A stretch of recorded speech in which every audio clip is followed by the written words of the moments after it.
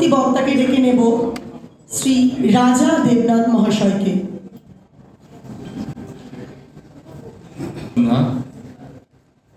Voice of হিন্দুস্তানকে প্রথমেই আমার কৃতজ্ঞতা জ্ঞাপন করছি এত সুন্দর একটা অনুষ্ঠান আমাদের সামনে উপস্থিত করবার জন্য। মঞ্চে উপবিষ্ট আমার বয়োজ্যেষ্ঠ ব্যক্তিগণ এবং আমার সামনে উপস্থিত বয়োজ্যেষ্ঠ ব্যক্তিগণ, আপনাদের আমার প্রণাম, সশ্রদ্ধ প্রণাম জানাই। আমার বন্ধুরা, আমার স্নেহের ভাইয়েরা এবং আমার মাতৃশক্তি, পূজনীয় মাতৃশক্তি, আপনাদের সম্মান জানিয়ে আমি কয়েকটা কথা বলতে চাই। তপনদা বলতেন যে অন্ধ সে দেখিতে পাইতেছে না একটা ঘন সবুজ মেঘ পশ্চিমবঙ্গের আকাশ ছেয়ে ফেলছে, যে বধির সে শুনিতে পাইতেছে না পাকিস্তানের পদধ্বনি। সত্যি আমরা অনেকগুলো প্রশ্ন চিহ্নের মুখে এসে আজ দাঁড়িয়েছি। আমরা আমাদের ছোটবেলায় থেকে যখন আমরা পড়াশোনা করেছি, ধীরে ধীরে বড় হয়েছি, এত কিছু আমাদের তো তখন বোঝার উপায় ছিল না, কিন্তু ধীরে ধীরে আমরা আমাদের চারিদিকের পরিবেশ পরিস্থিতি সমস্ত যত বদলে যেতে দেখছি, তত আমাদের মধ্যে প্রশ্নগুলো উঁকি দিচ্ছে।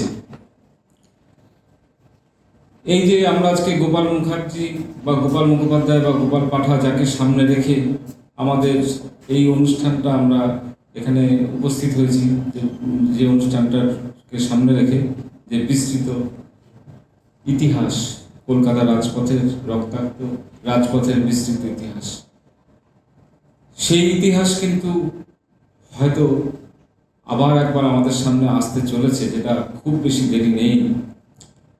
আমরা এখনো তার ভয়াবহতা বুঝতে পারছি না, এবং বুঝতে পারছি না বলেই আজকে আমাদের এই গুটি কতক মানুষ এখানে একত্রিত হয়েছেন।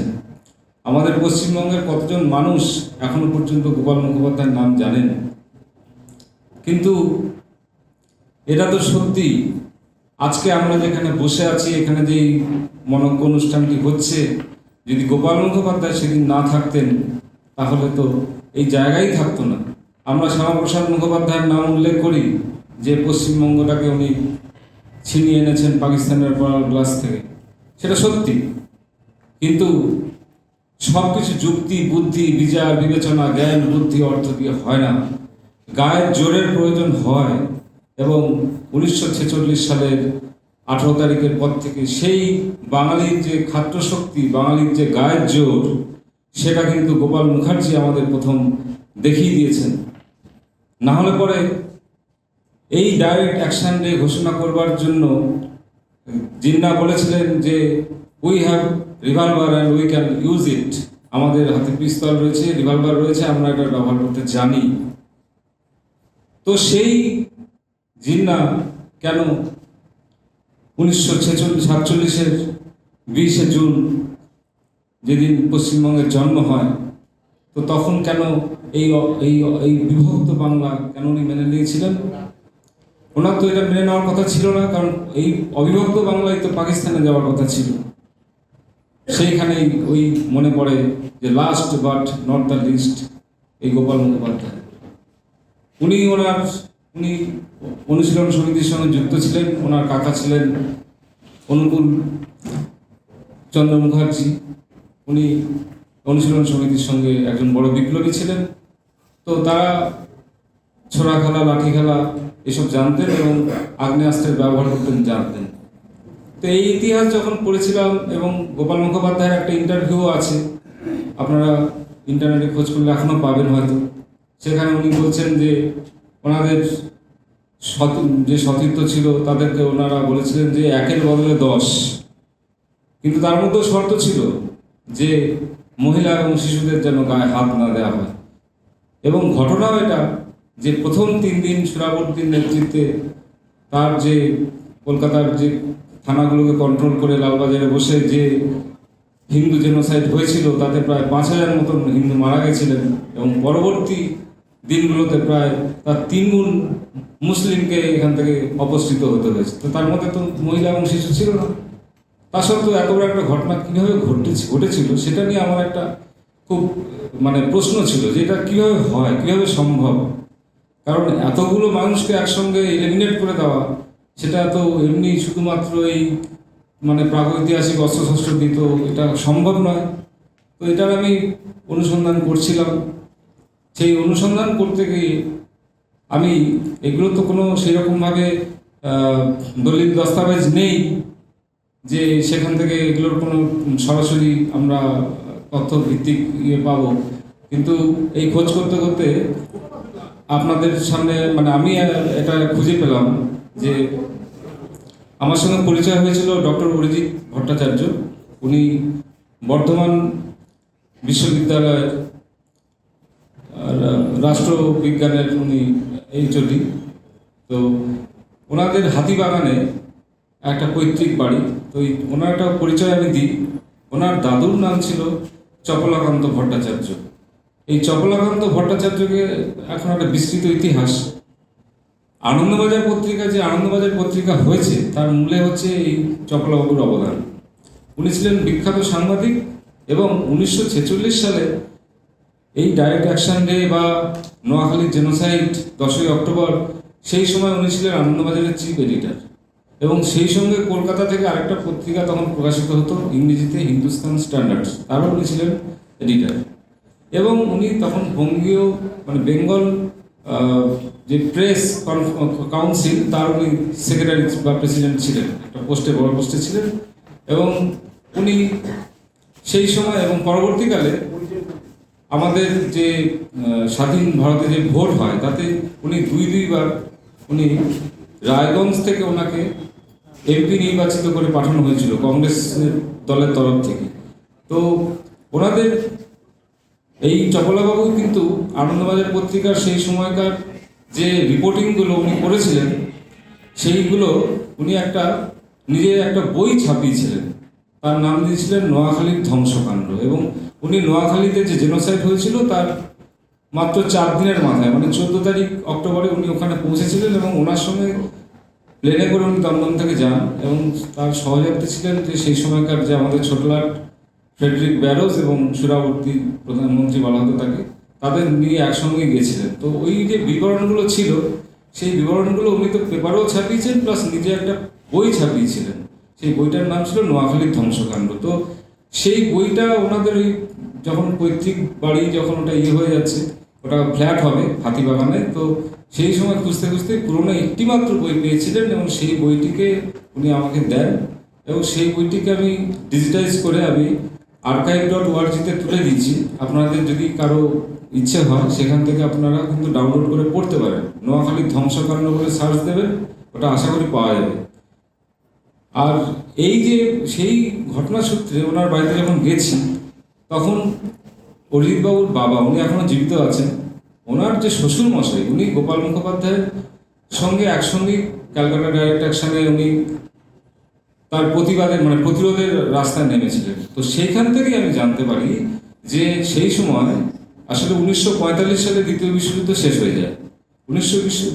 বিশ্বযুদ্ধ যখন শেষ হয়ে যায়, তো দ্বিতীয় বিশ্বযুদ্ধে আমাদের কলকাতায় ঢাকুরিয়া এবং লেক গার্ডেন্সের মাঝামাঝি এইখানে আমেরিকান সোলজারদের একটা বিরাট ট্রুপ এখানে ছিল। এবং তাদের যে সেনা ছাউনি, সেইখানে পরবর্তীকালে যখন এখান থেকে তারা চলে যায়, সেইখানে আমাদের পূর্ববঙ্গ থেকে আসা মানুষদের একটা বসতি স্থাপন হয়েছিল, তাদেরকে রিফিউজি ক্যাম্প করে রাখা হয়েছিল। সেটা আপনারা উদ্বাস্তু বলে একটা বই আছে হিরণময় বন্দ্যোপাধ্যায়ের লেখা, সেখানে আপনারা তার উল্লেখ পাবেন। তো সেইখানে যখন এই আমেরিকান ট্রুপস তাদের 1945-এ যুদ্ধ শেষ হয়ে গেছে, তারা এবার দেশে ফিরে যাবে, তো ঠিক সেই সময় যেমন 1946-এ কলকাতার বুকে এই ঘটনা ঘটে। রাতারাতি কলকাতার বেশ কিছু বিদগ্ধ মানুষ, যার মধ্যে ছিলেন বিজয় সিং নাহার এবং এই ধরনের কিছু মানুষ, অনেক ডাক্তার ছিলেন, বড় বড় ব্যবসায়ী ছিলেন, এরা রাতারাতি অনেক টাকা পয়সা তোলেন এবং সেই টাকা পয়সাগুলো দিয়ে এই গোপাল মুখোপাধ্যায়ের লোকজন তারা দ্বিতীয় বিশ্বযুদ্ধের এই যারা সেনা ছাউনির লোকেদের সঙ্গে যোগাযোগ করেন এবং তারা এখান থেকে প্রচুর অস্ত্রশস্ত্র সংগ্রহ করেছিলেন এবং সেই অস্ত্রশস্ত্রগুলো তখনকার দিনে খুবই লেথাল ছিল, মানে এলএমজি থেকে শুরু করে মর্টার পর্যন্ত তারা জোগাড় করেছিলেন এবং সেগুলো দিয়ে কিন্তু এই কলকাতাকে মানে পরবর্তীকালে যে এই এই মানে মুসলিম মুক্ত করা হয়েছিল সেটার পিছনে কিন্তু এই অস্ত্রশস্ত্রের অবদান ছিল অপরিসীম। অর্থাৎ একটা শক্তির প্রয়োজন হয়েছিল, একটা শক্তি দিয়েই শক্তির মোকাবেলা করা যায়। আজকে আমরা যে বিপদের মুখোমুখি হয়ে দাঁড়িয়ে আছি সেটাও কিন্তু এই বিপদ থেকে আলাদা কিছু নয়, আমরা বুঝতে পারছি না, কিন্তু সেই বিপদটা আস্তে আস্তে এক পা করে আমাদের এগিয়ে নিয়ে আসছে আমাদেরকে মানে গ্রাস করবার জন্য। এবং এই যুদ্ধ কিন্তু অবশ্যই আমাদের সম্মুখীন হতে হবে, আমাদের তো হতেই হবে, আমাদের যদি নাও হতে হয় আমাদের ভবিষ্যৎ প্রজন্মকে হতে হবে, কিন্তু সেটাকে মোকাবেলা আমরা কীভাবে করব এইটা কিন্তু আজকে আমাদের সব থেকে বেশি ভাবতে হবে। আমার সামনে আমাদের পুরনো যে লড়াকু মানুষ আমি দেখতে পাচ্ছি, এখানে সুজিত দা আছেন, তার পাশে বসে আছেন, তাদের নামটাই মনে করতে পারছি না, হ্যাঁ রজত দা, এদিকে বাবুদা আছেন, প্রকাশ দা আছেন, এনারা সবাই হচ্ছে আমরা একসময় লড়াই করেছি একটা সময়। তো একটা জিনিস বুঝতে হবে, আমাদের যে বাঙালি, যে আমরা যে বাঙালি অস্মিতা নিয়ে বাঁচি বা বাঙালি বলতে যে চোখের সামনে যে মানুষগুলোর কথা মনে ওঠে, মানে আমরা যেগুলো দেখি, সেই বাঙালিকে দিয়ে কিন্তু এই যুদ্ধ জেতা যাবে না। এই যুদ্ধ জিততে গেলে আমাদের বাঙালির পেশি শক্তির সন্ধান করতে হবে, যে পেশি শক্তি লুকিয়ে আছে আদিবাসী, পৌণ্ড ক্ষত্রিয়, তারপরে বাগদি, তারপরে ডোম, মালদা মুর্শিদাবাদের যে চাইমণ্ডল, রাজবংশী, নমশূদ্র, এই সব মানুষের মধ্যেই সেই শক্তি লুকিয়ে আছে, কিন্তু তারা এখনো নিজেদেরকে বাঙালি বলেই ভাবতে শেখেনি। আপনারা যদি কোনো বাগদি পাড়ায় গিয়ে কোনো বাগদি লোককে জিজ্ঞাসা করেন যে তুমি ভাই কে, দেখবে সে বাঙালি বলবে না, সে প্রথমে বলবে আমি বাঘ। যে ডোম, সে বলবে আমি ডোম। নিজের জাতিসত্তার মধ্যে সে এখনো আমরা যেটা ভাবি সেটা হচ্ছে না, হয়ে ওঠেনি। এইটিকে না করতে পারলে কিন্তু আমাদের পেশি শক্তির জাগরণ ঘটবে না, এবং সেটি না ঘটলে পরে আমাদের কিন্তু এই বিজয় আমাদের নিশ্চিহ্ন হয়ে যাওয়া শুধু সময়ের অপেক্ষা। আমি এইটুকুনি বুঝতে পারছি, এইটুকুনি আমার এখনো পর্যন্ত আমি সেই শক্তির খোঁজে আমি এখনো খুঁজে বেড়াই। তবে এর সঙ্গে আমাদের কিছু যে পড়াশোনারও দরকার আছে। আমাদের তপনদার সময় বা তার আগে যে কিছু মানুষ, সেই সব মানুষ তো এখন নেই, তাদের বইগুলো মানে এখন বাজারে আর পাওয়া যায় না, যেমন শিবপ্রসাদ রায়, তারপর রাধেশ্যাম ব্রহ্মচারী, তারপরে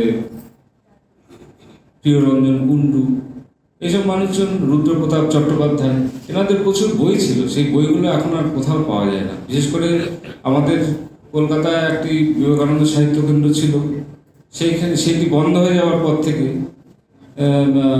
আমাদের এই জায়গাটাও আমাদের বন্ধ হয়ে গেছে। তো সেখানে আমাদের নতুন ভাইরা, এই ভয়েস অফ হিন্দুস্তান, ওরা নতুন ওদের অনেক এই বৌদ্ধিক জায়গাটায় ওরা অনেক কাজ করছে, সেটা দেখে ভালো লাগে। দেশের ডাক বলে একটি পত্রিকা প্রকাশিত হচ্ছে দেখছি, সেটাও এইগুলো দরকার আছে। তবে এর পাশাপাশি আমাদের একই সঙ্গে আমি দেখছিলাম যে এই ইতিহাসটা, বিশেষ করে এই স্বাধীনতা সময় ঠিক 46-47 বা তার পরবর্তীকালে এই বঙ্গ বিভাজন, এই জায়গাটা একটা বিরাট চ্যাপ্টার। এই জায়গাটা আমাদের একেবারেই প্রায় কেউ জানে না। তো সেখানে তথাগত বাবু একটা টিভিতে অনুষ্ঠান হয়, আনন্দন টিভিতে দেখেছি, যে কথা তথাগত বা তথাগত উপাচার্য বলে এখন উনি নতুন শুরু করেছেন, এটাকে আপনারা দেখবেন। আর একটা জিনিস বলার, সেটা হচ্ছে যে বাংলাদেশও দেখতে পাচ্ছেন যে এই জামাত বা জেহাদিরা, এদের প্রথম কাজ হচ্ছে বই খাতা ধ্বংস করা।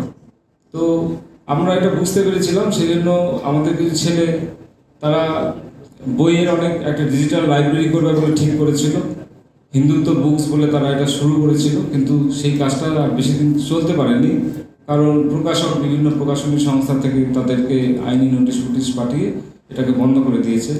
কিন্তু আমাদের কিন্তু বইয়ের ডিজিটাইজেশন দরকার। যার কাছে যা বই থাকে সেগুলো যদি ডিজিটাইজ করতে পারেন, অন্তত আমার কাছে যে বইয়ের সম্ভার আছে, আমি ভয়েস অফ হিন্দুস্তানকে অনুরোধ করবো যে তাদের যদি সময় করে আমার বইগুলো যদি তারা ডিজিটাইজ করে রাখে, তাহলে সেটা কালের জন্য একটা বিরাট কাজ হবে। কারণ মানুষ থাকবে না বা বইগুলোও থাকবে না, কিন্তু এগুলো ধরে রাখার এই দরকারটা আছে। আর আগামী দিনে আমাদের এখন মানে যা পরিস্থিতি ধীরে ধীরে এগোচ্ছে, আমরা বুঝতে পারছি না কেন্দ্রীয় সরকার ও রাজ্য সরকার তাদের চিন্তা ভাবনা কি, কিন্তু আমাদের বাঁচার যে রাস্তা সেটা আমাদেরকেই খুঁজে বের করতে হবে। এবং সেই রাস্তা একেবারে যে হারিয়ে গেছে তা নয়, সেই রাস্তা রয়েছে, সেই রাস্তা দেখানোর লোকও হয়তো আছে, কিন্তু আমরা তাদেরকে সেইভাবে খুঁজে নিতে পারছি না। এটা আমাদের করতে হবে আমাদের ভবিষ্যৎ রক্ষার জন্য। এবং পৃথিবীর এই সভ্যতার আতুরঘর এই ভারতবর্ষকে যদি টিকিয়ে রাখতে আমরা না পারি, তাহলে কিন্তু পৃথিবীর সভ্যতাই ধ্বংস হয়ে যাবে বলে আমি মনে করি। এখনো পর্যন্ত পৃথিবীতে একটা জাতিকে আমরা দেখি যে যারা মানে যাদেরকে বলতে পারি যে হ্যাঁ তারা বেঁচে থাকার যোগ্য, তারা হচ্ছে ইহুদি। কিন্তু ইহুদিদের যে বেঁচে থাকার যে রসদ সেটা কিন্তু আছে তাদের ধর্মীয় শিকড়ে। তারা ভীষণভাবে ধার্মিক হয় এবং তারা এই যে ধার্মিকতার শিকড়কে নিয়েই কিন্তু তারা আজকে যে এই ভয়ঙ্কর লড়াই তারা লড়ছে এবং তারা মাথা উঁচু করে বেঁচে আছে। তারা 1800 বছর ধরে তারা সারা পৃথিবীতে কুকুর ছাগলের মতন ঘুরে বেরিয়েছে, কিন্তু প্রত্যেক বছর তারা একটা জায়গায় সমবেত হতো এবং বলতো নেক্সট ইয়ার টু জেরুজালেম। সেই রকম আমার পূর্ববর্তী বক্তা যেরকম বললেন যে আমাদেরও কিন্তু সেই মাথায় সেটা রাখতে হবে। দেখুন আমরা আছি, আমাদের আছি বা থেকে থাকাটা এটা জিনিস হচ্ছে যে আমরা একইভাবে থাকতে পারবো না। স্বামী বিবেকানন্দ বলেছেন যে এক্সপানশন ইজ দ্য লাইফ আর কনস্ট্রাকশন ইজ দ্য ডেথ, অর্থাৎ সংকোচন হচ্ছে মৃত্যু আর প্রসারণই হচ্ছে জীবন। আমাদের যদি বেঁচে থাকতে হয় তাহলে কিন্তু আমাদের চিন্তা ভাবনাটার প্রসারতা বাড়াতে হবে। আমাদের কিন্তু এই next year to Dhaka, next year to Chittagong এগুলো বলতে হবে। এগুলো কিন্তু এই স্বপ্ন যদি না রাখি, আমরা এখানে পশ্চিমবাংলায় আছি, পশ্চিমবঙ্গ নিয়ে আমরা থাকবো, আমরা কিন্তু থাকবো না। আমরা তো দেখুন না, আমাদের প্রকৃতির নিয়মই সেটা নয়। আমরা ছোটবেলা থেকে যখন বড় হতে হবে তখন আমাদের কোষগুলো বিকশিত হয় এবং তারপরে একটা সময় দেখুন সেই কোষ যখন মানে যত বার্ধক্যের দিকে যেতে থাকে সেই কোষও আস্তে আস্তে শুকিয়ে যায়, অর্থাৎ সংকোচন হয়। আমরা একভাবে থাকতে পারি না, হয় আমাদের প্রসারণ ঘটবে, নয় আমাদের বিলুপ্তি ঘটবে, এর মাঝামাঝি কোনো কিছু হয় না। সুতরাং যাতে আমরা আমাদের যে এই সভ্যতাকে আমরা টিকিয়ে রাখতে পারি, সংস্কৃতিকে আমরা টিকিয়ে রাখতে পারি, সেটার জন্য আমাদেরকে সচেষ্ট হতে হবে, আমাদের ইতিহাসকে স্মরণ করতে হবে। এবং যে দুর্বিষহ ঘটনা আমাদের সামনে ঘটেছে, একটু আশার আলো দেখা যায় যে আমরা যেটা পূর্ববঙ্গে এর আগেও যে সমস্ত জেনোসাইডগুলো হয়েছে তাতে আমরা যে ভয়ঙ্কর যে ঘটনাগুলো দেখেছি, এই বছর এখন যে ঘটনা ঘটছে সেখানে কিন্তু প্রতিরোধ তৈরি হচ্ছে। এটা আমাদের মনে একটা খুব আশার আলো দেখায় এবং সেই প্রতিরোধের আলো সেখানে যখন আসছে, আমরা কেন এখানে পারবো না? এখানে আমাদেরকে তো করতেই হবে, না হলে পরে তারা আমাদের দিকে তাকিয়ে আছে, তো সেটা আমাদেরকে ভাবতে হবে। যাই হোক, আর ভাষণ দীর্ঘায়িত করবো না। আপনারা সবাই ভালো থাকবেন। আগামী 15ই আগস্ট, কিন্তু 15ই আগস্টের দিন এইটা অন্তত শপথ নেবেন, সংকল্প নেবেন। 15ই আগস্ট কিন্তু পালনের দিন নয়, সংকল্প নেওয়ার দিন যে আমাদের যে মাতৃভূমি, যেটা আমাদের রাজনীতিবিদদের বদমাইশিতে যেটা আমাদের খোয়াতে হয়েছে, সেটাকে আমরা যাতে পুনরুদ্ধার করতে পারি, এই চেতনা যেন আমাদের মধ্যে থাকে এবং এই স্বপ্ন নিয়ে যেন আমরা যেন বেঁচে থাকতে পারি, এই বলে আমি আমার বক্তব্য শেষ করছি। বন্দে মাতরম।